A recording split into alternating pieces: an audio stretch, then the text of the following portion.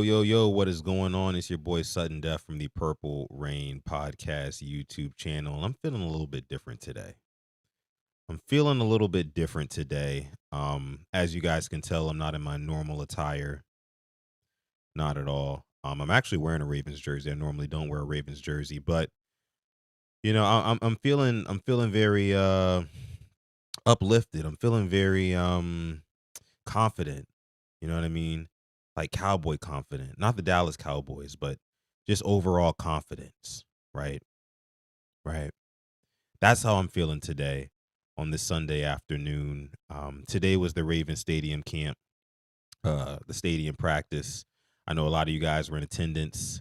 Looked like a lot of fun, right? But listen, man, I'm feeling good. I hope y'all are feeling good as y'all trickle in here. Make sure you sound off in the chat. Let me know you're here. Listen, man, we're going to have some fun tonight. We're going to have some fun. Mic check. 1, 2, 1, 2. Chris M, I see you in the chat. What's going on, Chris? Appreciate you for coming through. Make sure y'all sound off in the comments, man. It's Quiet Storm Sports. It's Quiet Storm Sports with your boy Sudden Death. We got a lot to talk about, a lot to get to, right? Quoney, what's going on, brother? Tila, what's going on? D-Wiz, what's going on? Appreciate y'all for coming through. Happy Sunday. Tila says she went to the practice. Nice. Heard the weather was nice. Looked like y'all had a lot of fun out there.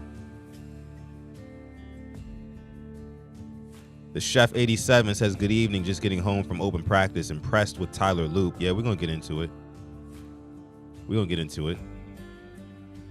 What's going on, Chef? Lisa Ann. What's going on, Lisa? Says, hey, Sudden Death. I feel a third Super Bowl trophy here in Baltimore. Ooh. Giving me chills there, sister. Man, I love you guys, man. We're going to have some fun this season. I know that much. I know that for a fact. Lots of stuff to get to. Brianna King in the house says, what's up, Rain Gang? I enjoyed the camp and what I saw. Okay, so I see a lot of y'all went. Nice. I wish I could have went, but I'm in Texas. I live in Texas, y'all, unfortunately. I'm not in Maryland anymore. I got to come home, though. Tila says she got 1% on her phone. BRB. We'll see you in a second, Tila. Come back in. We got lots to talk about. And I really want this to be like a big questions, centered episode of the Quiet Storm Sports segment. That's what I want this to be. Quoney says, which jersey am I wearing? Hold on, let me stand up a little bit so you can see. You see I got that 0 on. You know who that is.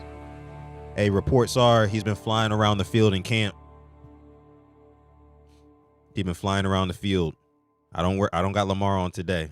I'm rocking with the defense. The defense has been going crazy all camp. That's what I've been hearing. So we're going to keep that going. You know what I'm saying? Dallas Denise in the house. What's going on, Denise? Appreciate you for coming through.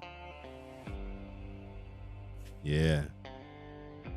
I got that row on. I got that Roquan. You know what I'm saying? All right. Listen, man. It's time to get down to business. 22 people watching live right now. Thank y'all so much for coming through to this episode of Quiet Storm Sports. Whether you're watching on Instagram, whether you're watching on X, whether you're watching on YouTube, shout out to you. I appreciate you. Make sure you sound off in the comments.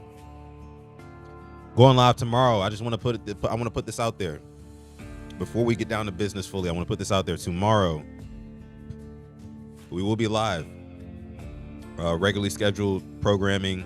Only thing is, my guy Alex, Simply AS10, he will not be joining me tomorrow on tomorrow's live episode of the Purple Rain Podcast. But, however, we do have 2, that's right, count them, 2 very, very special guests, well-known folks in the Ravens community the content creating space. So make sure you stay on the lookout for tomorrow's episode of the Purple Rain podcast. It's going to be a good one. It's going to be a great one, actually. Sean Cole says it's simply okay. Yeah, he's good. He's good. He's just going out of town. He's all right. He'll be back.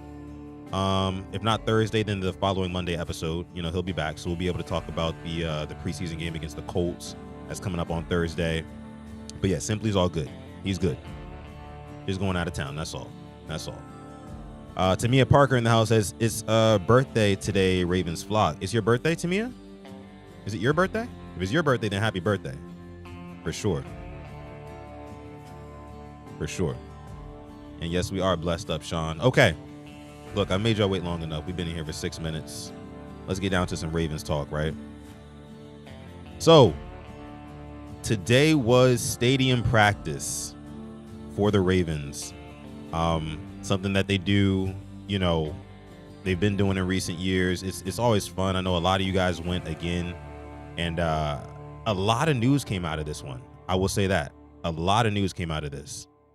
And it is Tamia's birthday. So happy birthday, Tamia. Definitely happy birthdays in the chat to Tamia. Shout out to you real quick. Want to give you a little round of applause. Happy birthday, Tamia. Appreciate you for coming through, joining this episode of the Quiet Storm Sports segment of the Purple Rain podcast. But a lot of news came out of Ravens training camp stadium practice today. I want to get into some of the hot items that I took away from it.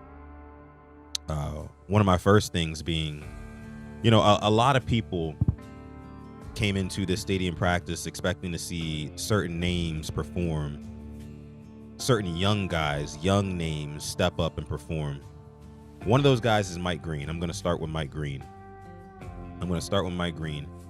I will say this. In the 11-on-11 play, I didn't really see Mike Green getting off like that. I didn't really see him. I did see him kind of get stuffed a couple plays. I did. That was to start off. But he still, what I like the most about Mike Green, the kid's got a great motor, right? He's got a great motor. And he's got an array of pass rushing moves. That's my biggest thing about Mike Green. Love the guy. Now, like I said, in 11-on-11s wasn't, an 11-on-11s, he wasn't the greatest, at least to me, from what I saw. Now, they did a drill at the very end of practice where I think it was like 7-on-7, and it was really just like a pass rushing drill to see who could get home the quickest, right? There were no receivers running routes. It was literally just offensive linemen versus defensive linemen and a quarterback hiking the ball, dropping back and seeing how long he can last in the pocket, right? And in those drills, Mike Green looked like an absolute stud. He looked like an absolute stud, okay? And when I talk about these array of pass rush moves, so there was one play where he goes and he gets really low, like damn near on his knees, like bending around the right tackle, beats him and gets directly to the quarterback in a matter of maybe 1.7 seconds. It was glorious to watch. Honestly, some of his pass rush moves, he kind of reminds me a little bit in terms of like his build and his play style, kind of like a Micah Parsons in a way. I know Micah Parsons just recently requested a trade on Friday. We talked about that on the last episode of the show. But this kid looks good. He looks like he's going to be that guy who the Ravens can rush for with, right? So the Ravens can rush for with Mike Green being one of the four, and he can get legitimate pressure on a quarterback. Because not only is he powerful, he's also very fast as well, too. So these guys who like to roll out left and right, your Josh Allens, your Patrick Mahomes, who we play in the first 5 weeks, right? Even your Joe Burrows, right? These guys are not going to be able to get away from Mike Green. Much like they can't really get away from Odafe Owe, because Odafe Owe is fast. Now, Owe put on 15 and 20 more pounds of muscle, which was reported over the offseason, reiterated today during the live stadium practice. He put on a lot more muscle, and he looks good out there too. I've always loved what Odafe Owe brings to the table. Just wish that the sack production was more consistent. Had 10 sacks last season. We'll see if he can build on that this year. But Mike Green, man, again, So the first play that I saw, again, there was the one where he bends around the corner, and it looks really good. It looked really good. The second play that I saw, he was on like a stunt, right? So he fakes one way. He fakes rushing one way. Then he comes back around towards the A gap and runs through there. Now, he was being doubled in the A gap, right? There were two guys who had hands on him, and he was still ripping his way through to the quarterback, right? In live game action, the quarterback is at the very least thrown off his spot by what Mike Green was able to do on that play. Okay. Now, listen, I get it. We got to take these things with a little small teensy grain of salt, right? With a teensy grain of salt, because, I mean, these guys aren't going 100%. They're really not even like wrapping up and tackling to the ground, things like that. Like a lot of it seemed a little bit two-hand touch-ish. I will say that. But at the end of the day, Mike Green looks damn good. I tip my cap to him. I do. I think that kid's going to be good. Let me see what you guys are saying here in the chat. Let me see. We do not need Micah Parsons. Walker, Texas Ranger vibes, says Sean Coles. Absolutely. That's what I'm on today. That's how I'm feeling. That's how I'm feeling today, Sean. I think you asked something about my shades. I honestly don't know where these shades came from. My girlfriend bought them for me. I honestly don't know. I'll have to ask her. I'll report back on Monday's episode. Let me see. Nor do we have cap space for him. Sutton, who do I see as rookie of the year? Rookie of the year? I mean, hey, man, I just got done talking about Mike Green. If I'm going to big up one of the rookies, I'm going to big up one of our guys, Lisa. I am. Mike Green, if he can get production early, if he produces early, like if he goes off in the preseason, which I expect him to probably play like, first quarter of each game before they pull him. If he goes off in the preseason and they kind of, take the training wheels off before regular season starts and just kind of let him loose out there, and he's showing us all these pass rush moves, right? Like the bend around the edge, the stunt, the spin move, the bull rush. If he's showing us all these things and he's successful with it, I mean, he can easily be rookie of the year. It wouldn't take much. Honestly, 10 sacks from a rookie Mike Green, I think would win him rookie of the year. That's just me. That's just me, Lisa. Christina, what's going on, Christina? I see you in the chat. Appreciate you for coming through. Oh, I got my guys from LBHT. Lunch break hot take in the building. Says, what up? What's going on, LBHT? Long time no see. Long time no talk, man. We got to talk some ball soon. Got to talk some ball with y'all, man. Got to talk some ball with y'all, man. Let's make it happen. Let's make it happen soon. Tila back in the house. What's going on, Tila? Charge that phone. LBHT says, Sutton, you were at the stadium. Me and Hendo were there. Nah, man. I don't live in Maryland anymore, man. I live in Texas. I live in Houston now. I live about 20 minutes from the Texans stadium. So no, I wasn't at the stadium practice, but I'm hoping to get home soon, sometime this year, or maybe early next year, so I can catch a Ravens game. I got to get back to the bank, man. That's just home. It's just home. The bank is home. And honestly, looking at that stadium practice today, man, it made me so happy. Not only seeing all the guys in their uniforms, and it just felt reminiscent, like. And it was on a Sunday too, so it felt like football, right? I felt like as I was sitting on my couch, kicked back, watching on my big screen TV in my living room, watching this stadium practice, I was just like, man, this feels damn good. Damn good, man. I'm so glad that football is back, man. But the bank feels like home. The bank feels like home. Just even seeing it on television with the fans in the stands, man, like I was just getting chills. That's how much I love this team. And I know you guys do too. All right, let me see what else you guys are saying here in the chat. Mike Green. Alex is still in Baltimore, right? Yeah, he is. Alex is still in Baltimore. Like I said, Alex is going out of town this week, so he won't be on this week's episodes of the Purple Rain podcast. But again, just want to let you guys know, this is where if you're new here, make sure you like the video, subscribe to the channel as well. I got 2 big time guests coming on the show tomorrow night. You're not going to want to miss tomorrow's episode. You're not going to want to miss tomorrow's episode. Promise you that.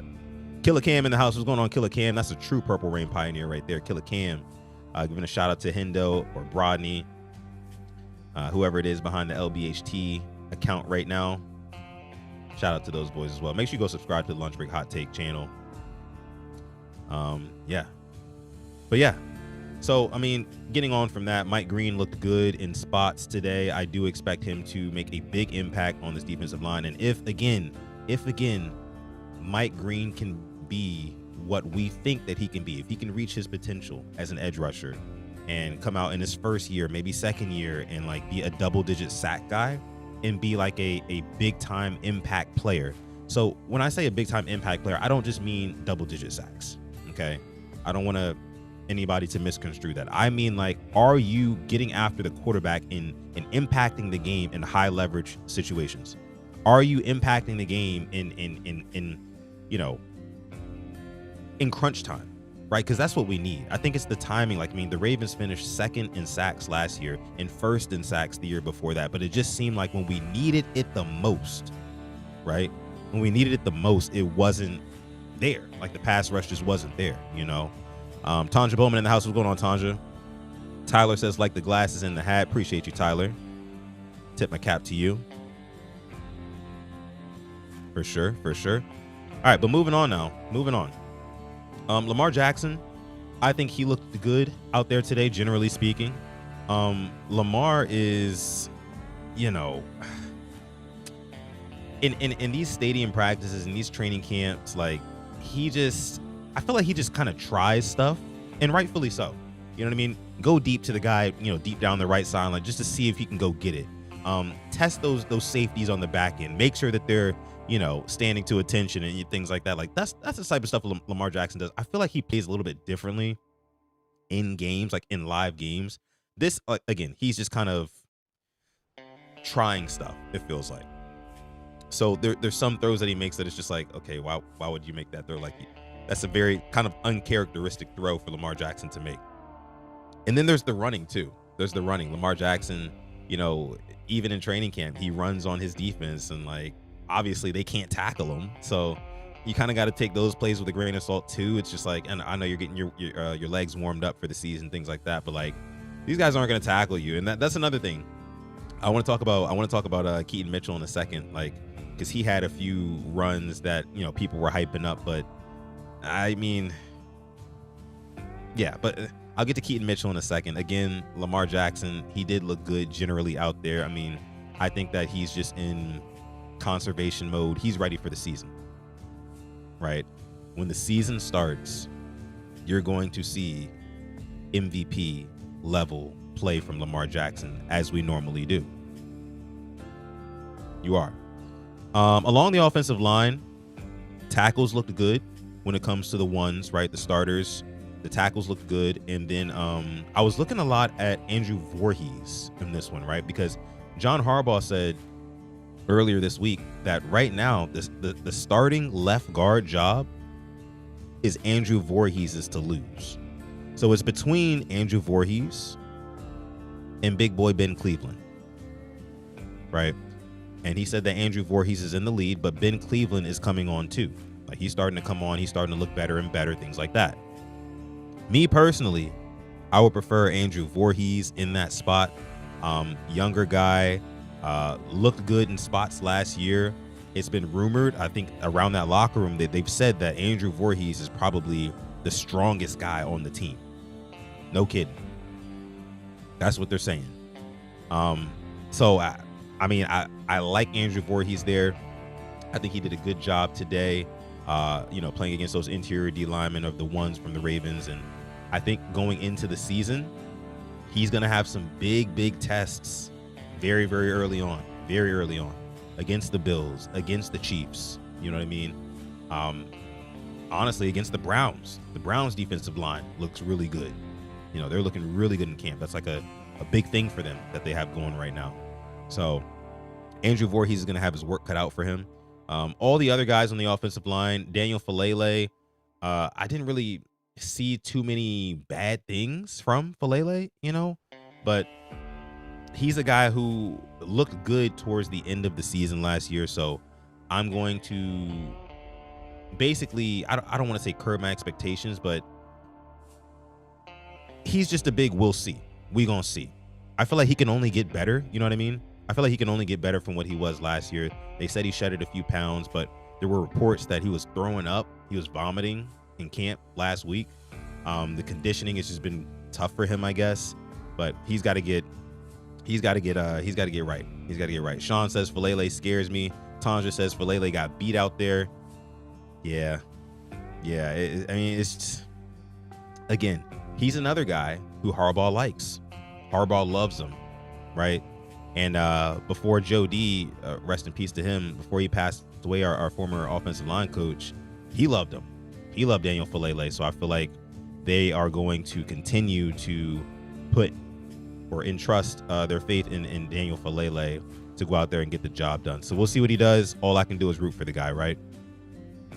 All I can do is root for the guy. Pretty Sunshine, what's going on, Pretty Sunshine? Says he was vomiting at practice last week because of the heat.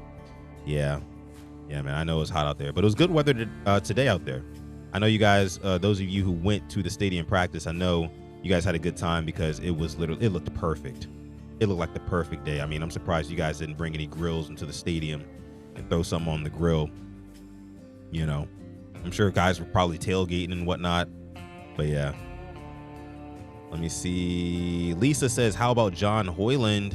Yeah, John Hoyland, no longer a Raven, at least seemingly for now. I was watching the stream earlier and they were saying, you know, John Hoyland is, you know, the reason that he was released might be because of, like, you know, roster mechanics and things like that. So they might just need to basically like moving some pieces around, and they might bring him back. So, but right now, Tyler Loop is currently the only kicker on the roster. Really quick, I said I was going to bring up Keaton Mitchell. Keaton Mitchell had a couple of good runs today, yes. The thing that I liked to see from Keaton Mitchell was his agility, and his speed seems to have come back.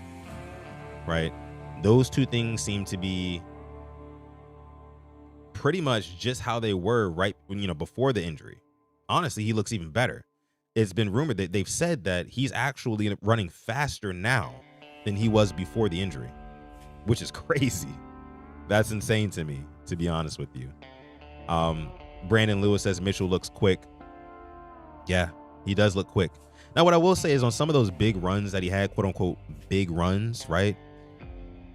He was not, I mean, like, obviously they weren't tackling, like I said before. It was basically a lot of like two-hand touch type stuff.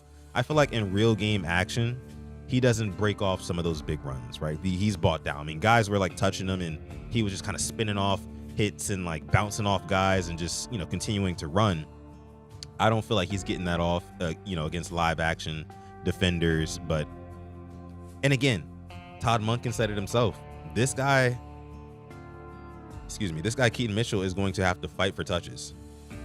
He's going to have to fight for touches. I mean, Derrick Henry and Justice Hill and Lamar Jackson as a rushing threat are right there, you know. So Keaton Mitchell, we're going to need some big preseason games, and then you're going to need some big garbage time moments as well. That's how you're going to, you know, increase your carries. Tanja says Monken got Mitchell in some packages. We can't let talent sit on the bench. And I agree with that. I totally agree with you saying that we can't just let him go to waste. That speed, you can't let it go to waste. But I feel like anything more than, you know, 2 to 3 carries a game, kind of unrealistic right now, especially when you have Derrick Henry. You know what I mean? And then backing him up is a guy in Justice Hill who does everything. He does it all.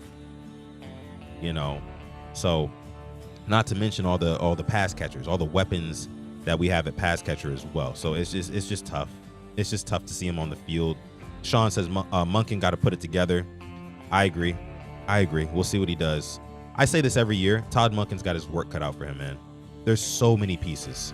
I would love to see Keaton Mitchell get involved on some plays, like some running back screens, you know what I mean? Some toss plays, things like that, where you can get him in the open space, let him get the wheels turning, and just show us that relentless speed, man. I mean, that's what I want to see. If anything, I don't necessarily need to see him running up the gut, again, unless it's like garbage time moments where we can kind of throw him out there and just see what he does, because it's just not, really any risk to it. I can see that. Garbage time is pretty much every preseason game, says Sean. Justice Hill does it all is right. He is so good with picking up the blitz. That's right. Justice Hill, he does it all. He blocks, he runs, he catches. You can't ask for more. There's probably not a better RB2 in the league than Justice Hill, just because he puts it all together. That's what I think.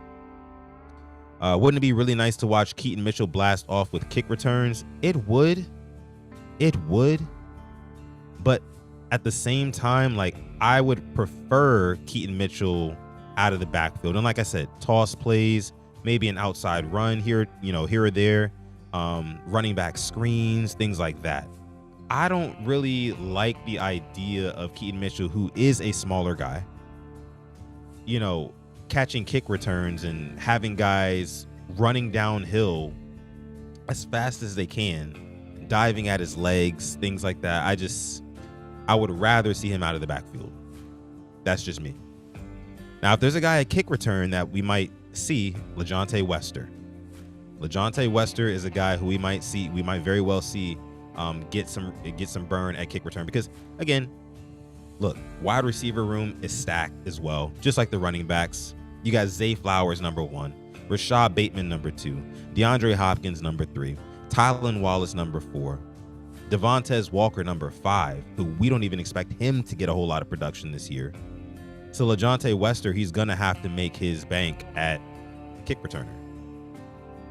That I think that's probably the go-to for him. But we'll see. Pretty Sunshine says agreed, but he will get those opportunities by making some kick returns. Absolutely. Justice Hill's underrated. 2 to 3 years ago, Mitchell was over Hill. Depth chart lists Wester at punt return. Right. Yeah, exactly. The Don, what's going on, Don C? The Don in the house, what's going on, brother? Says respect the fit. Appreciate that, bro. That's just how I'm feeling today.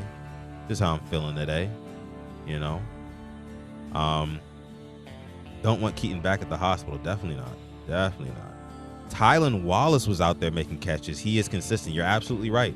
Tylan Wallace, that's Mr. Consistency right there. Honestly, I think that, would you guys agree with me in saying that, like, Tylan Wallace and Justice Hill, they're the same player? Are they not? Are Tylan Wallace and Justice Hill the same player? One just is a receiver and the other one is a running back, but they offer the same things. They're both very consistent. They can do it all. You know what I mean? They're underrated at their position, and they're just dudes, man. Justice Hill and Tylan Wallace are the same player, man. I mean, they're just there when you need them. They're not like all-star, superstar type players, like game-breaking player. But exactly, Pretty Sunshine says it here. They're the same quality player. They're the same. Love both of those guys. Love both of them. Chris says Tylan is Mr. Sideline, the home run hitter. Yeah, definitely seen him. I was at that game a couple of years ago against the Rams at the bank, where he takes it up down the sideline for the win. The bank was rocking that day. The bank was absolutely rocking. But yeah. Okay. Let's go ahead and move on here. Let's get into kicker. Shall we? Let's get into kicker. Man, today was quite the day for Tyler Loop. Killer Cam is back. What's going on, man? Let's talk kicker. How'd y'all feel about Tyler Loop out there, man? Man, again,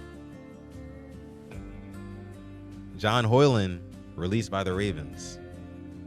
So Tyler Loop is the only kicker on the Ravens roster.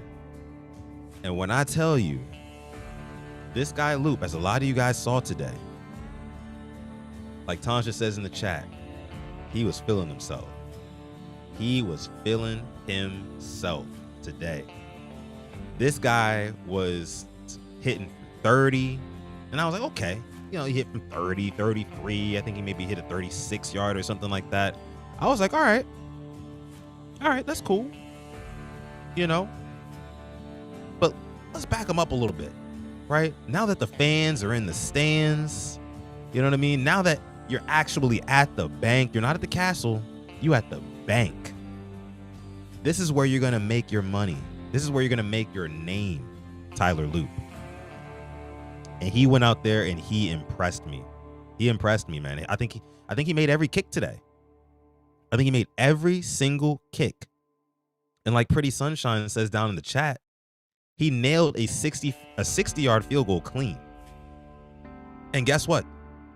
That ball did not just barely make it over the goalpost. It had at least another 6 to 8 yards on that. That boy good. That boy good. I'm telling you, man. It's going to be a fun season, y'all. It's going to be a fun football season. Tyler Loop. And here's the thing I like the most about what I saw from Tyler Loop. Here's what I like the most. Tyler Loop was out there, and I think he was about to kick like a 30-yarder or something like that, maybe a 40-yarder. But he was out there telling the crowd, he was hyping up the crowd like, hey, get loud. I need y'all to simulate real game pressure. You know what I mean? Like, get loud. He was bringing on the attention. Some guys will go out there and just be like, okay, it's my turn to kick. Let me just go out here. Let me just do my job. And, hopefully nobody's really paying attention to the kicker. I'm just the kicker, right? Like, I'm just going to go out there. I'm going to kick the ball. And hopefully it goes in. No, he was like, nah, y'all here, everybody here at the bank, hype me up. Let's go. And if you know anything about football and if you know anything about kicking, and I was never a kicker, but I've been watching this sport for a long time. Kicking is all about what? Confidence. It's a mental thing. We saw Justin Tucker, aka J Tug. We saw him out there last year, right? When he started to lose confidence, the production did that. It went way down. So for Tyler Loop, this kid, this rookie out of Arizona, to come in there and have the cojones to tell the crowd, hey, look, get loud. You know what I mean? I want that pressure. I want that smoke. That swag is what I love to see. He bangs through a 60-yarder and he pulls some sort of move, you know what I mean? Like, he was real swaggy with it. We got the whole loop. There it is. We got that going on now too. Man, I'm telling you, if you're not a Ravens fan and you're watching this, look, if you are not a Ravens fan and you're watching this video, make sure you pay attention to the Ravens kicking game this season because Tyler Loop is coming. That boy good. Just saying. Sean says, who jersey you got? I'm going to do it again. I'm going to stand up again. You see what I got on today? This is what I'm rocking today. Agent Zero, Mr. Roquan Smith. Been hearing good things about him coming out of training camp too. Been hearing great things. The Chef 87 says we need to see him perform in the AFC North during the cold months. That's true too. We got to see. Tanja says Sutton feeling himself today too. I am. I'm feeling good. I'm feeling confident. Again, to see the Ravens, even though it's not a real game, even though it's not even, a joint practice with another team, even though it's just Ravens versus Ravens, to be able to sit on my couch and watch that on a Sunday, the Ravens at the bank from the broadcast angle, it felt good. So I'm feeling good. You know what I'm saying? I'm feeling good. But yeah, I got on the Roquan Smith jersey today. Need him to take a big step this year too. Obviously Roquan, I don't think he's never been legitimately bad. You know what I mean? At least not for a long stretch of time. But, I was watching some Ray Lewis clips this morning. And I need that type of intensity out of a Roquan Smith this year. That's why I'm wearing the jersey right now. I'm trying to manifest that energy out of Roquan Smith. So I don't know if Roquan is listening. Probably not. right? But listen, I need Roquan to be tenacious this year. And I need him to be better in pass coverage too. That's why I really need him to be better. You know, stop finding yourself in no man's land. I feel like Roquan Smith found himself in no man's land a lot in pass coverage last year. I get it. It's not his best strong suit. You know, he's definitely a better run stuffer. But I need him to be better out in space. That's what I need from him, truthfully. Let me see. It's gonna blow up in our face. Tanja says, I'm looking good. Appreciate it, Tanja. Appreciate it, Tanja. But yeah, man, I see you guys talking about J Tug in the chat. The Cowboy Carter hat. That's right. That's right. That's right, Miss Brown. You know what it is. Let me see. Ravens all day, all night. I'm locked in. Me too, Denise. Me too, Denise. What else did y'all take away from training camp practice today? Pretty Sunshine says Rowe admitted he was a bit slower last season. Yeah. But he's looking good now. He's looking good. Rowe has been working out in the offseason with Trenton Simpson. Love to hear that. Need another big year, another big step from Trenton Simpson. That's for sure. That's for sure. All right, let me see what else we got today. Almost clicked on my own live stream. Hold on now. What else did we get from today? Oh, Jonas Schaefer just tweeted, Jordan Stout told reporters that the Ravens now have TrackMan tracking available for their kicks, and that Tyler Loop's 60-yard kick would have been good from 67 yards. Woo! What'd I say before? That boy good. That boy good. I'm telling you. I think 67 is the magic number. That's the record set by old J Tug. Listen, I'm excited. I hope you're excited because I'm excited, man. Tyler Loop is going to be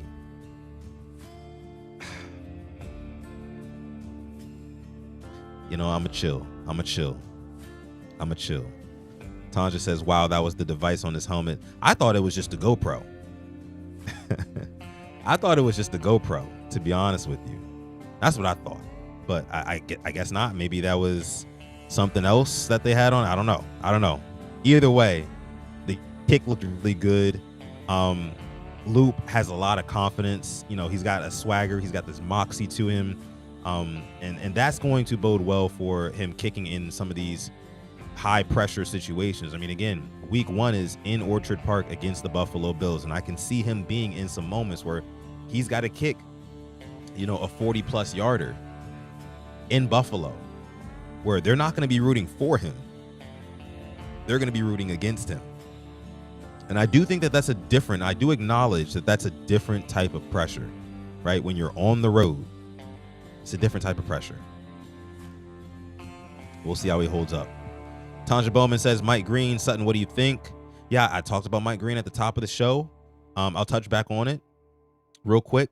Killer Cam says, Kallard disappointed me as well. What disappointed you about Charlie Kallard? Let me know, Cam. Wasn't paying too close attention to Charlie, but let me know. We're going to need him in the absence of Isaiah Likely. I'll get to that in a second. But Mike Green, again, I loved what I saw from Mike Green. In 11 on 11, I didn't really see too many flashes from him. But in the very end, they did a drill at the end where it was basically highlighting the pass rush. I think it was like 7-on-7s, things like that. But no, you're good, Tanja. But I loved the pass rushing moves that I saw from him in that drill at the very end. The pass rushing moves, he had some really good bend around the edge where he got around the right tackle with relative ease. There was another play where there was a stunt, and he fakes pressure one way and then goes and pressures through the A gap where he was double teamed and he was still fighting through. That would have been pressure if it had been a live game situation. So I was saying again, I think Mike Green can legitimately be that guy who, when the Ravens rush 4, he can be the guy who is, basically playing the role of that extra rusher, right? Because that's what you want. When you rush 4, you want a guy who can absorb 2 offensive linemen. You want a guy who can still generate pressure even though they're at a numbers disadvantage, right? That's what we're looking for. That's what we're looking for. Let me see what y'all are saying here in the chat.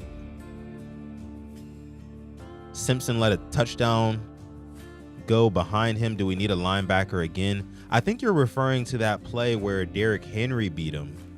Yeah, that's right. Derrick Henry beat Trenton Simpson deep and caught a touchdown. That was, concerning to say the least. Like, I'm not gonna lie, getting cooked by Derrick Henry, like getting cooked in coverage against Derrick Henry is kind of crazy.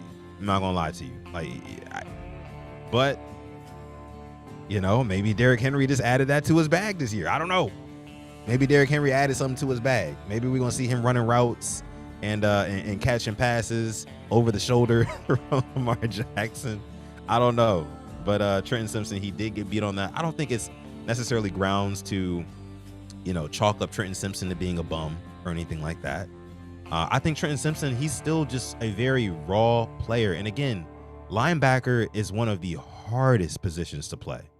It's one of the hardest positions to play because you think about it, you have so many responsibilities playing in between the defensive line and the secondary, right? You kind of have to be both things at once, right? You got to be somebody who can help the front seven. The defensive line. You got to be somebody who can help the defensive line stop the run. And then you also have to be able to help the secondary on the back end if need be. And your responsibility is constantly changing. Like, it's changing in real time from play to play. So it's the type of position where like young guys don't really thrive. Like typically, like unless you're just special, right? Like Jared Verse, for example, last year for the Rams, he was special, right? But most guys take a little bit of time to kind of develop. Patrick Queen, friend of the show, was a guy who he had to develop, at linebacker, and he ended up being really good and a really good pairing with Roquan Smith. Too bad he had to depart, but I think that Trenton Simpson is still kind of growing into his own, being next to Roquan Smith on that weak side, and I feel like he takes a step up this year. I feel like he takes a step up. So Tanja, we just got to be on the lookout for that. Let me see. Killer Cam. So Killer Cam had something about Charlie Collar. Says, but some fans, he's fine for his role now. Collar disappointed me. But some fans are trying to push an agenda that Charlie Collar next year letting go of Mark and Likely and re-signing Collar and drafting a tight end. Whoa. Nah, that's crazy work. That's crazy work. I could see letting go of Mandrews. After this season and keeping Charlie Collar. I can totally see that for sure. But to let go of Likely and Andrews and go with Charlie Collar as tight end 1, crazy work. I don't see anybody saying that, but whoever is saying that, they need to, as Stephen A. Smith would say, stay off the weed. Yeah. Period. Speaking of that, taking a little sip of this brewski for the Ravens, Lamar Jackson beer koozie. That's how I'm feeling today, y'all.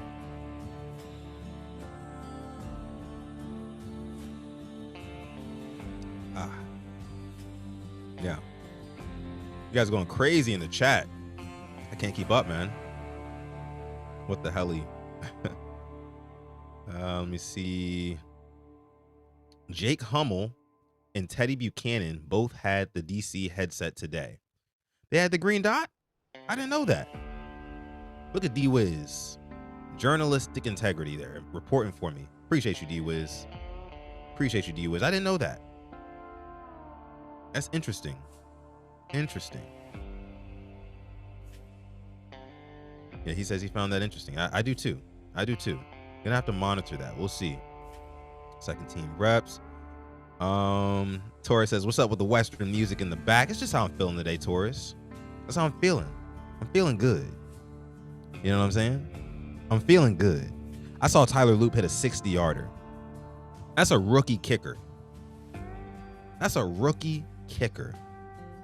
And it's Sunday. So I'm feeling good. Man. That's all I can say. Let me see what else y'all are saying here. Kolar is not likely. No, he is not. It's the Cowboy Carter episode. That's right. Said he might be a bum. All right, let me see.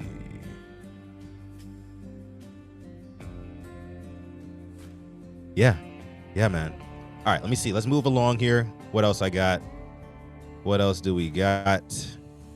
What else came out of this training camp practice, this live stadium practice? If you were there, let me know. Sound off in the chat. Let me know. Again, I want to reiterate this. Tomorrow's episode of the Purple Rain podcast. My guy, Simply AS10. My brother, my co-host, Simply AS10, he will not be here. He's not in the house tomorrow. He's going out of town. He's all good. He's okay. He's just going out of town for the week. But tomorrow's episode will feature two very, very special guests. You're not going to want to miss tomorrow's episode of PRP. It's going to be going live at 6:30 p.m. Eastern Standard Time. Make sure you're tuned in for that episode. Make sure you're tuned in. Sean Cole says weed is good for you. Good for you? Yeah, you're right. You're right, Sean. You're right. I'm not gonna argue with you, bro. I'm not gonna argue with you. Let me see. I saw somebody say something in here about Travis Jones. Who said something about Travis Jones? Killer Cam, my boy. Says Falele, number 77, got destroyed versus Travis Jones multiple times. Travis Jones is a dog. Okay, let's talk about it really quick. Travis Jones is probably top 3. When we talk about top 3 most underrated Ravens,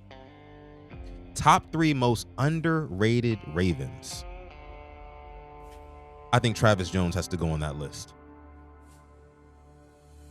As a matter of fact, if you're listening right now and you're in the chat, let me know who your top 3 most underrated Ravens are. Because for me, number 1, well, in no particular order, my top 3 most underrated Ravens on the roster currently. Number 1, Travis Jones. Again, in no order. I'm going to go Travis Jones. I'm going to go Justice Hill. And then for my third spot, top 3 most underrated Ravens. Travis Jones, Justice Hill, and who should be in that third spot? Let me know in the chat what y'all think. But for that third spot, though, I might have to go. That's a tough one, y'all. That's a tough one. Chat, help me out. Okay, I see. D-Wiz is helping me out here. Project Pat Ricard. How could I forget? He's definitely got to be in there, y'all. He's got to be in there. Pat Ricard for so many years. Let us not forget. And he says it's not even close, because it's not. I was trying to be, I was trying to get cute with it for a second, but let's not get cute. Pat Ricard has got to be top 3 most underrated Ravens. Probably top 10 most underrated Raven of all time. Here's why. Patrick Ricard is the type of player who, when the Ravens want to run heavy packages, heavy personnel, and run the ball down your throat, they throw that guy in the game. And the Ravens have entire drives that are predicated around Patrick Ricard blocking. Entire touchdown drives from the Ravens have been manufactured around Pat Ricard. Like, I don't know if you guys have ever watched like one of the Brian Baldinger. You guys know him. He makes videos. He puts them on Twitter. And he kind of breaks down plays and things like that. He is constantly having to make videos about Pat Ricard and the impact that he has on the blocking schemes and on the run plays, right? that guy he's a beast. He's an absolute beast. They call him Pancake Pat, Project Pat. You know what I mean? He's taking guys out of plays. Really like stuffing defenders. Like the dude is a dog. He's a dog. Sunshine says, I don't think Ricard is undervalued. He is just rare. But when I say underrated, I'm talking like if I pulled a random Seattle Seahawks fan right now, and I asked them, like the casual fan, and I asked them, hey, do you know who Pat Ricard is and what team he plays for? They'd probably say no.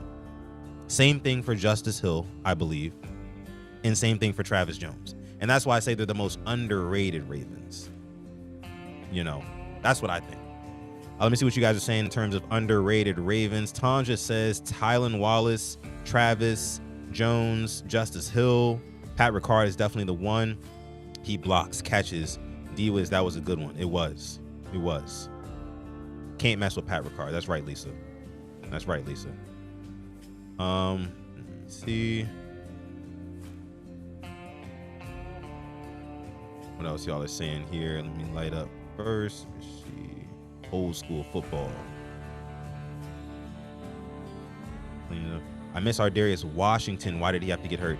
Yeah, Ardarius, I'd say he'd probably be like top 7 most underrated Ravens. He's up there. Just not top 3. Talking about safeties though, safety play. Kyle Hamilton had a nice day today. Had a really good pass breakup on a deep ball from Lamar Jackson. I'm very, very excited to see what Kyle Hamilton has to bring to the table this season. He's only getting better and better. He's getting up, he's getting ready to get paid. So I think that this year he's really going to show off and show us what he's got. And then going side by side with Malachi Starks. Everything that we've heard about Malachi Starks, kind of a quiet day for Malachi Starks. Didn't really hear too much about him. Didn't really see too many things. The things that I did see, like just kind of his movement and things like that. And, his positioning and being in the right place at the right time, that looked good, but not necessarily any like big, kind of exciting plays for Malachi Starks. Let me know if you saw anything from you guys who were at the stadium today, but I didn't really see too much. But the Kyle Hamilton pass breakup did look good, did look very promising. If Malachi Starks can be the guy who can kind of hold down that back end, and that allows Zach Orr to put Kyle Hamilton wherever he wants, like kind of all over the field, the sky's the limit for this defense, man. The sky's the limit, because again, what happened to the Ravens defense after they put Kyle Hamilton on the back end last year? When they moved him back there, quarterbacks could no longer just torch it deep like they were before. It wasn't happening anymore.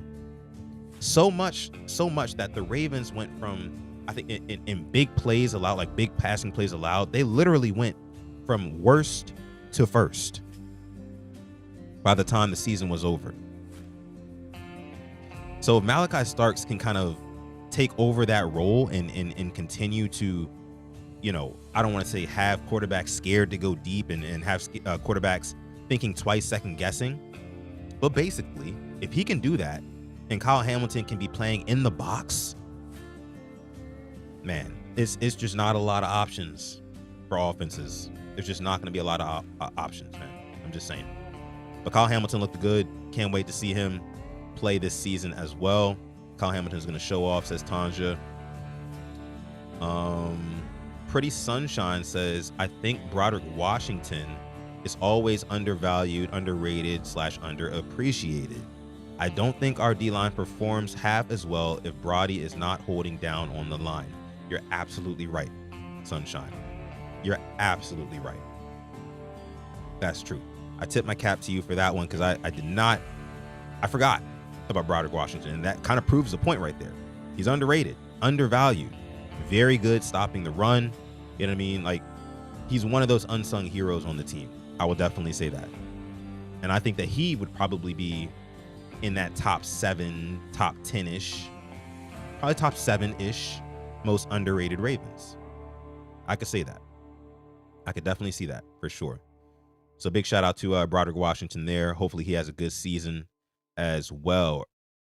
Want to give a shout out to Brent Urban. Brent Urban, my guy, back with the Ravens. Put pen to paper yesterday,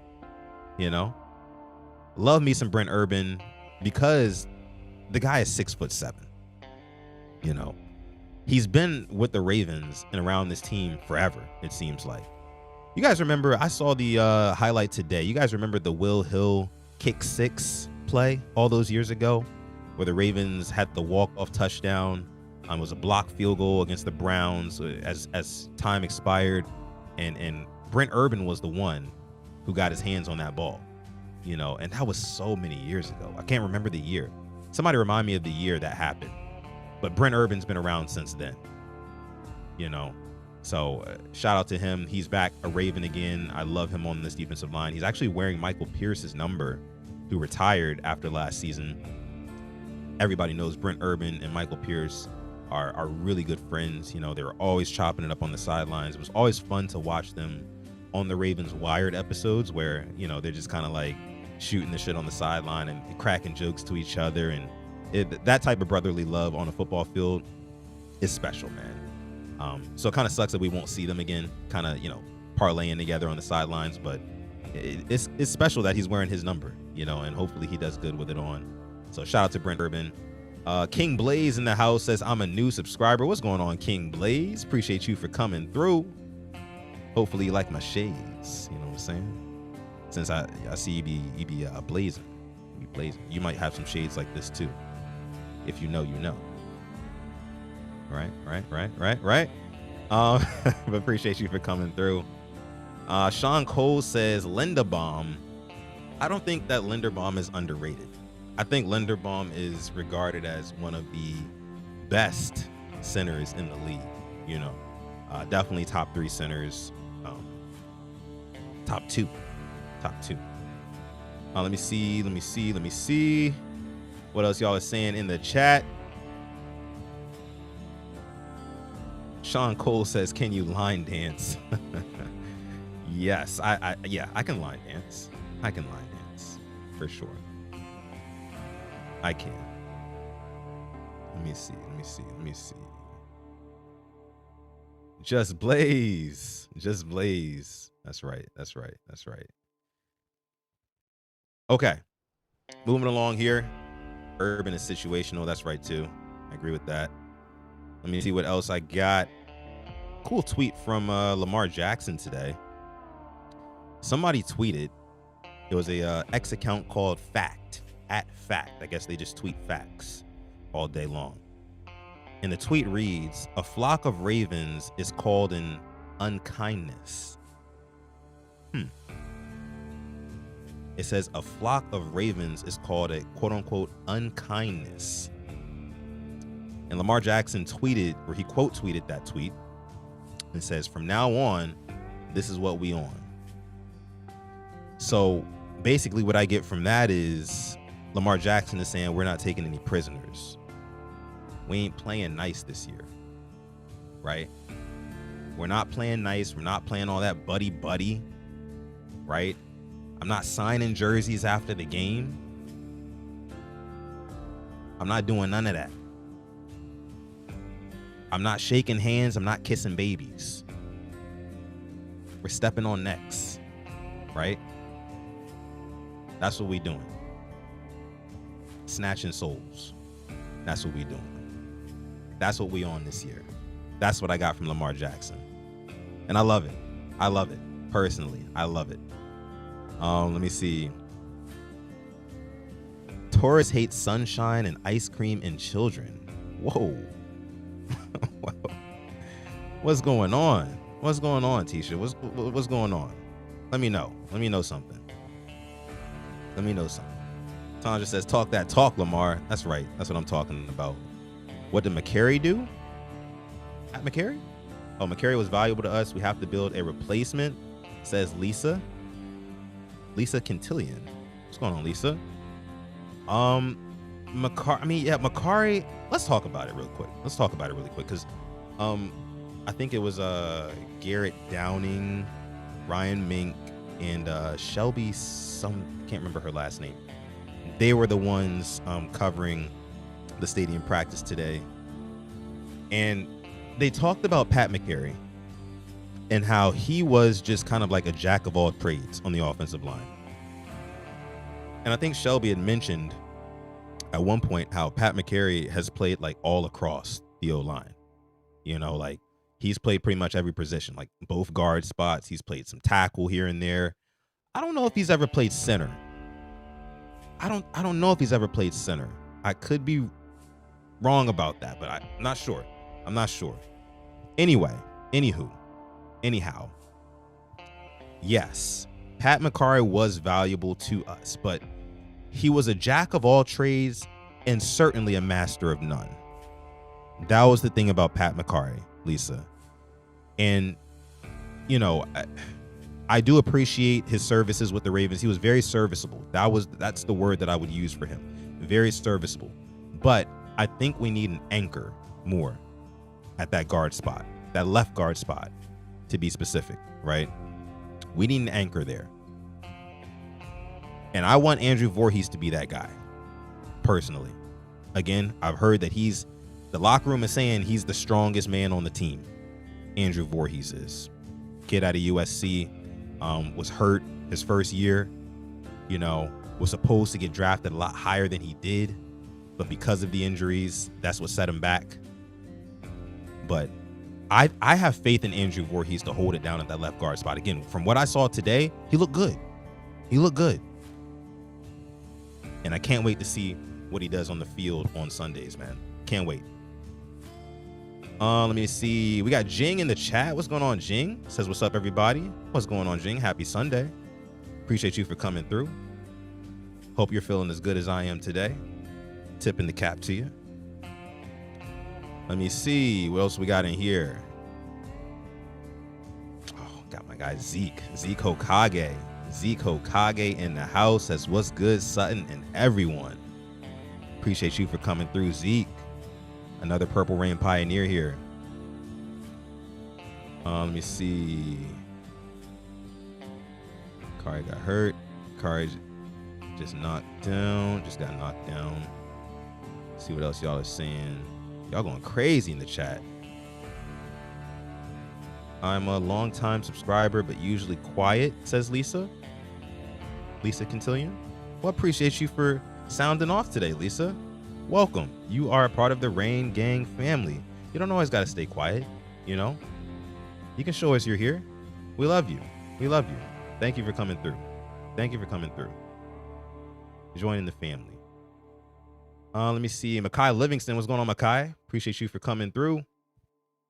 Hopping on in here.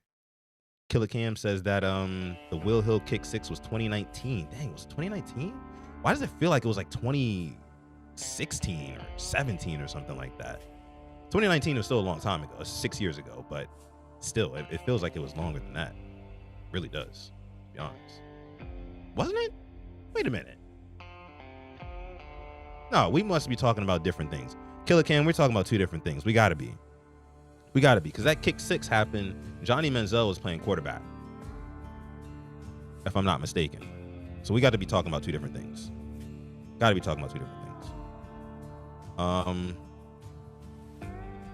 me see.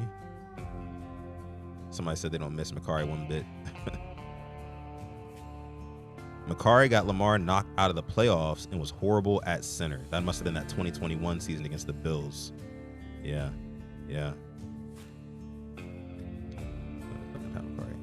Sutton, when John needed someone to fill in, Pat McCary answered the call. Yes, he was serviceable.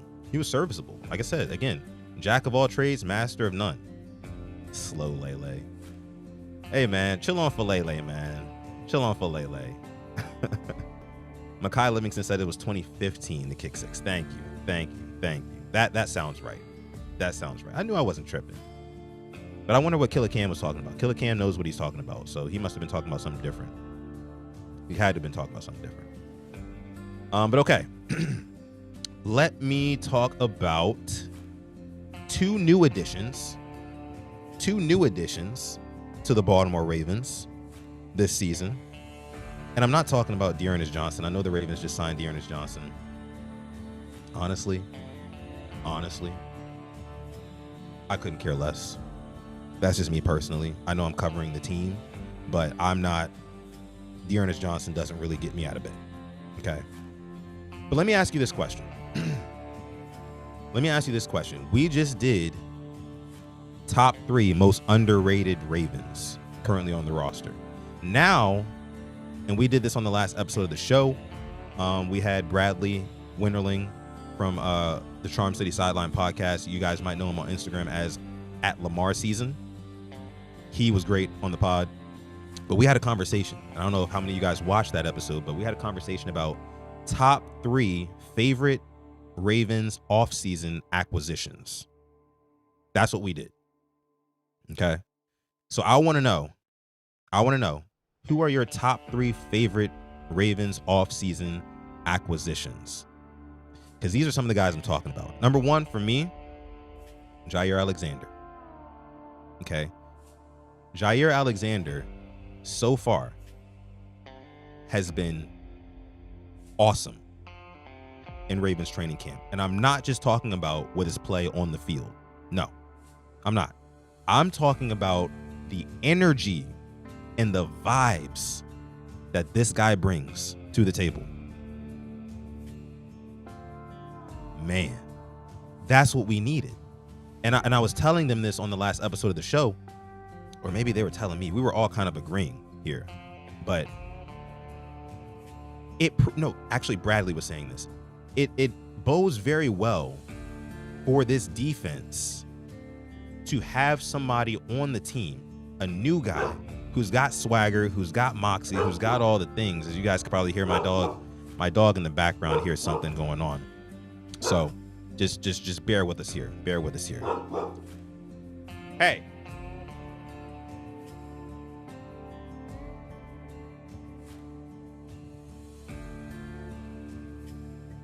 Yeah, he's upset about something. Not sure what he's upset about. Maybe he hears something outside. Anywho, Jaire Alexander bringing the vibes to this team is something that I don't think that I can talk about enough. Because, like, you could see the energy kind of being lower in the building after, another disappointing playoff exit, right, against the Bills last year. Like, you could see the Ravens, this team coming into this season, kind of being like kind of dragging their feet a little bit. Like, all right, here we go again. We're going to put in all this work in the regular season. We're going to get to the playoffs and we're going to screw the pooch again. But Jaire Alexander comes in with fresh, new energy. Fresh, new energy, right? That's what we're looking for.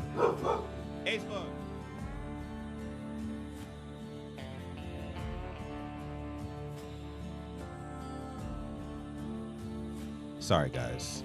Dog keeps barking.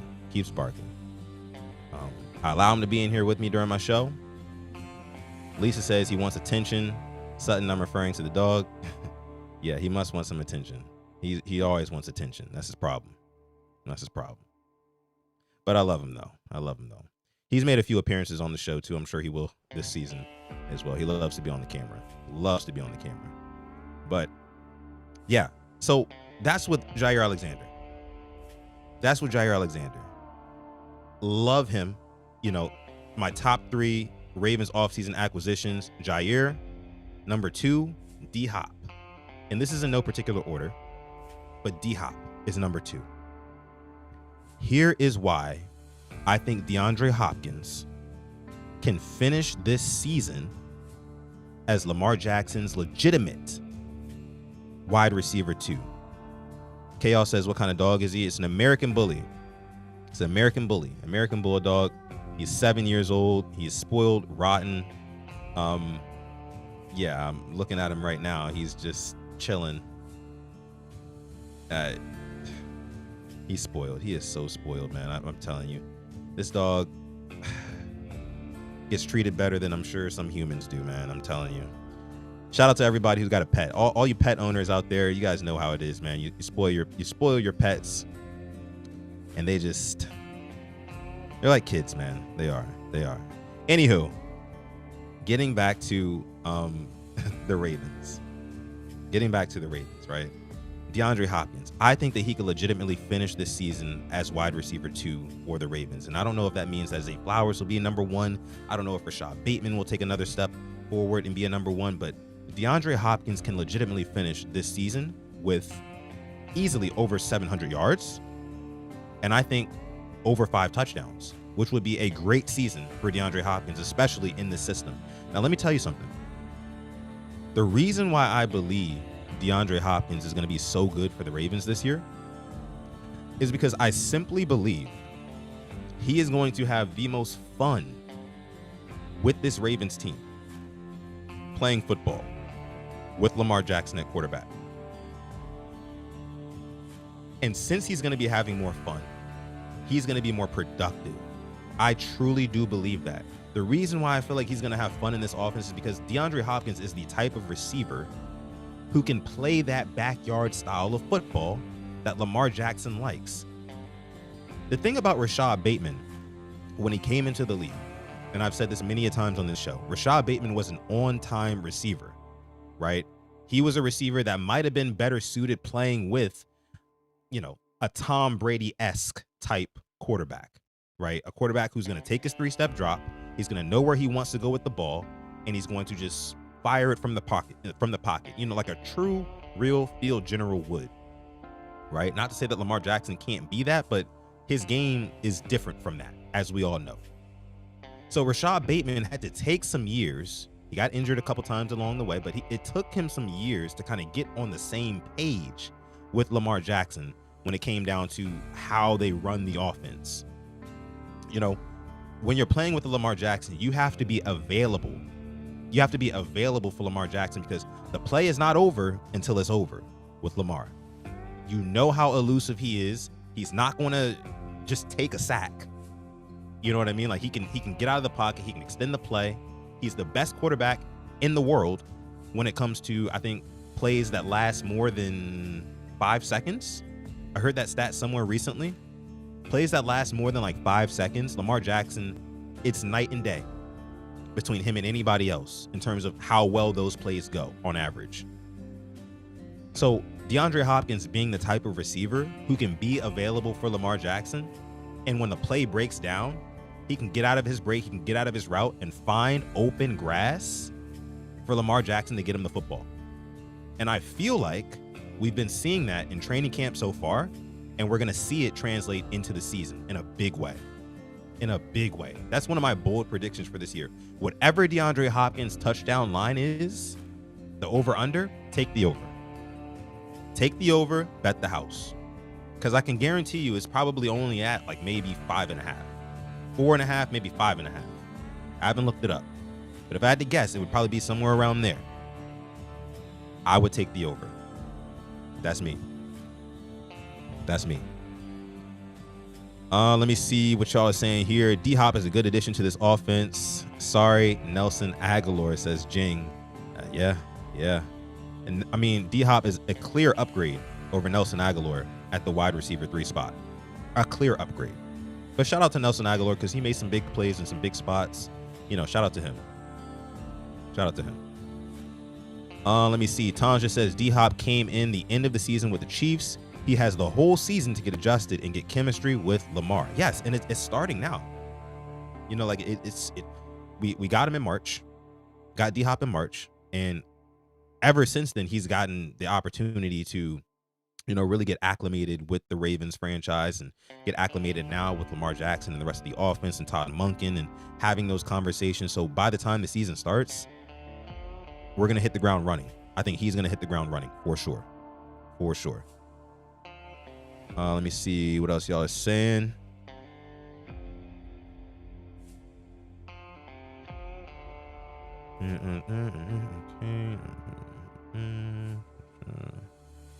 See what y'all are saying. Y'all going crazy in the chat today. Torres says, I think the defense will match the offense and hold each other accountable like Lamar gets on offense. I would hope so. That's what this team needs. This team definitely needs more holding each other accountable. I don't care if it gets chippy, but that's where we are. Like, honestly, if you're the Ravens, your back is up against the wall. right? Like, we're going into the third straight year of having a healthy and damn good top 3 in the NFL roster, and we still don't have a Super Bowl. Back is up against the wall. I don't care what John Harbaugh says. It is Super Bowl or bust. Now, the thing is, John Harbaugh doesn't like saying it's Super Bowl or bust, but it is. That's the thing. It absolutely is Super Bowl or bust. Okay? And that doesn't mean, and here's the thing. I feel like John Harbaugh is confusing Super Bowl or bust with meaning it's Super Bowl or disband the franchise. No, that's not what it is. It's Super Bowl or we failed this season. Doesn't mean we're not going to try again next season. But it was a failure of a season. What else do we have to accomplish? Right? We made it all the way up to an AFC championship game. A conference final. What's left? What's left? Will you consider the season a success if the Ravens make it to another conference final and lose again? I wouldn't. Not me. Not me. I wouldn't. Sorry. But hey. All right, let me see what else we got going on here in the chat. Tanja says, I said that Bateman is a timing route receiver. He is trying to adjust to Lamar's style of play, which I think Bateman has. Bateman has now. I mean, you saw it last year. I think he had 11 touchdowns, scored a touchdown in every single playoff game, albeit it was just 2 playoff games, but scored a touchdown in both games. Should have had 3. He got tackled at the 1-yard line in the Bills game. That would have been his 2nd touchdown of the night. Neither here nor there. Let me see. Lisa says she got her dog at Falls Road. They said he was a pit, but I sent in his DNA and he's 100% purebred American bully, 45 pounds at 5 months when I got him. He's 80 pounds now. Wow. Wow, that's a big boy. It's a big boy. Shout out to the American bully owners. You guys know what it is, man. They're such lovable dogs. So spoiled. So spoiled. What else y'all saying here in the chat? I'm gonna let y'all go soon. Don't worry. Let me see.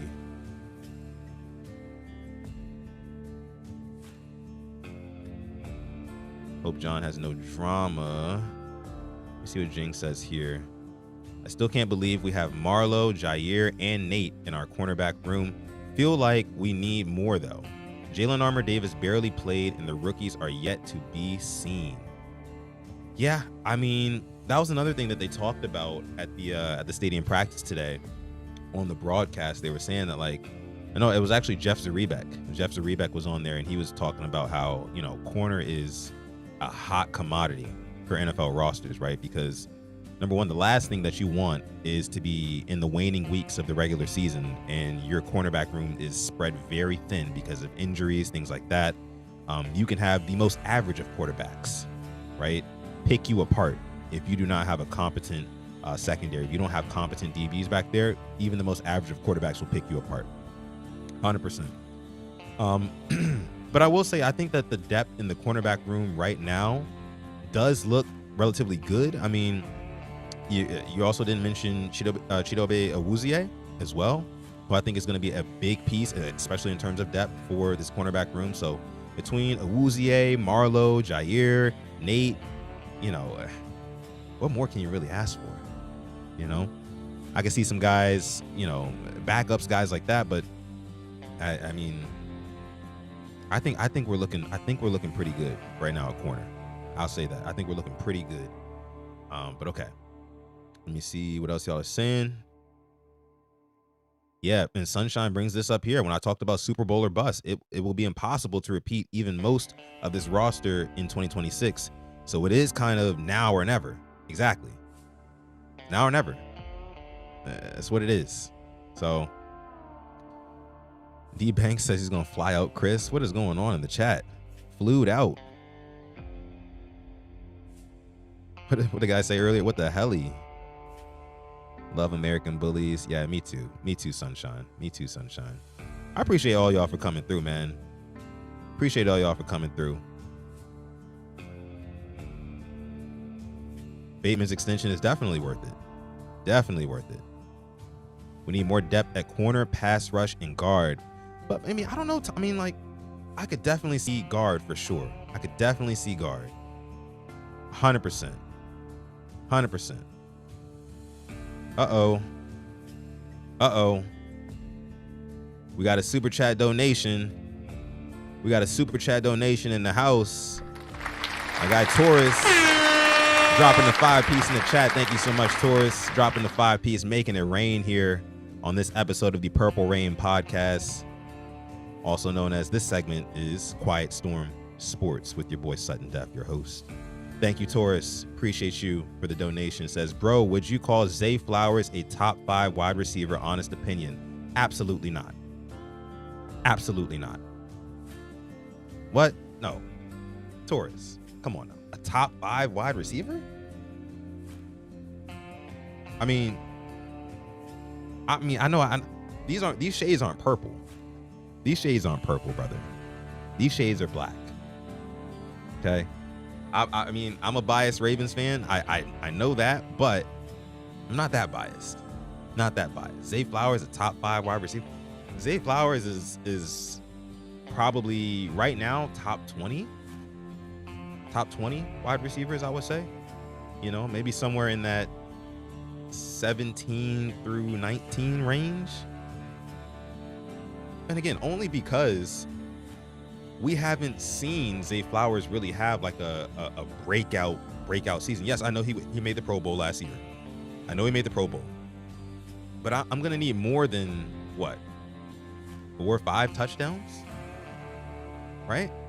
And I know he got hurt at the end of the season, but we need Zay Flowers to take that Tyreek Hill step. You know what I mean? Like, we need him to be that deep threat. We need him to run straight, you know, which is something that he claims he's going to do more of this year.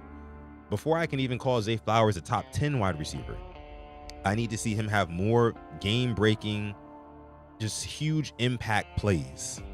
You know what I mean? Like, I need to see more plays like we saw against the Denver Broncos last year, where he catches that ball and beats everybody around the corner like we know he can do with his speed. He just doesn't do it for some reason most of the time.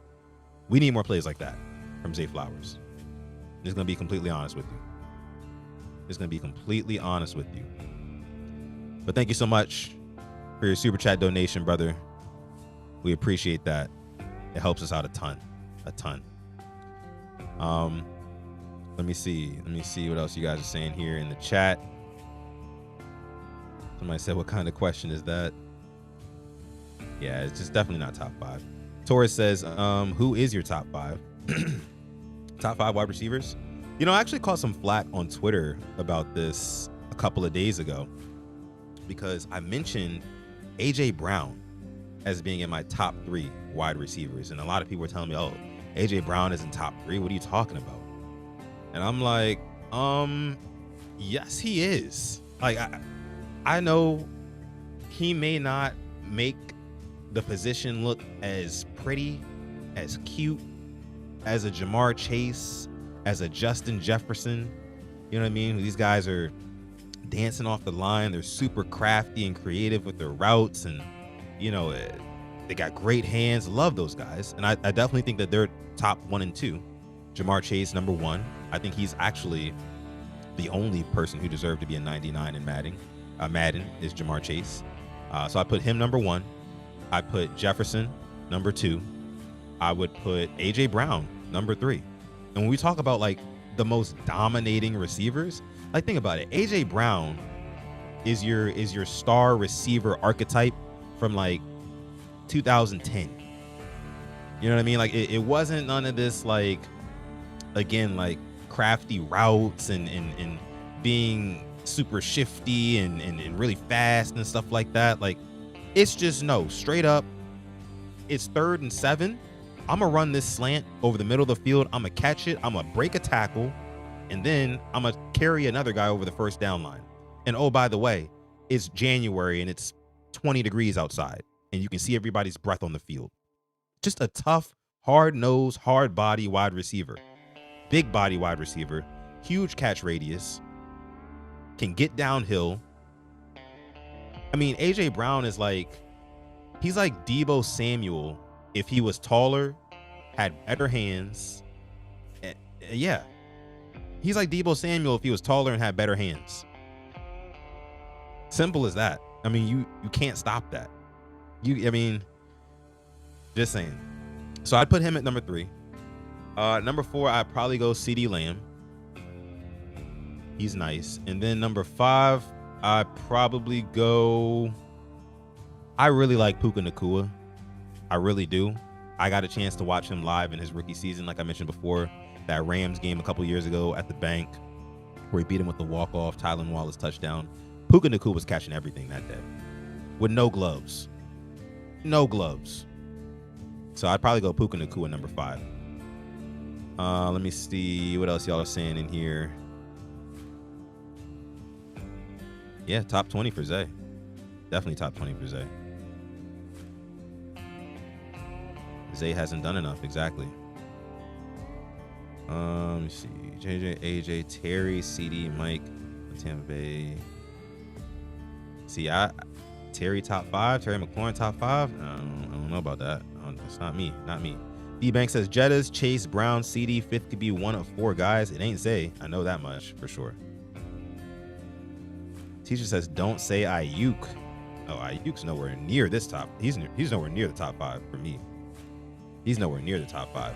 People were clamoring for the Ravens to get Brandon Ayuk last year. You know what I said? I said, look, we got Brandon Ayuk at home. We got Brandon Ayuk at the house. You know how your mom used to say on the way home, you know, from school or whatever, wherever she was picking you up from? You say, Mom, I want some McDonald's. Or I want some Chick-fil-A. I want some this. I want some that. And she hits you with the, oh, we got that at home. You know, that's how I feel about. That's how I felt about Brandon Ayuk. And I was referring to Rashad Bateman as the Brandon Ayuk that the Ravens have at home. And he proved it last year. Rashad Bateman did, having a great breakout season. A lot of people don't talk about it. It's very quietly kept, right? National media doesn't really know that Rashad Bateman had double-digit touchdowns last season, was top 10 in wide receiver touchdowns last season. A lot of people don't know that. But he was. Okay? But he was. So, yeah. Malik Neighbors, man, he's coming up too. He's coming up too, man. I like me some Malik Neighbors. Y'all were begging for EDC to get that Ayuk. I wasn't. Not me. Not me, D-Banks. Not me. T. Higgins up there. He not top 5, though. Definitely not top 5. But, yeah, man. But, all right.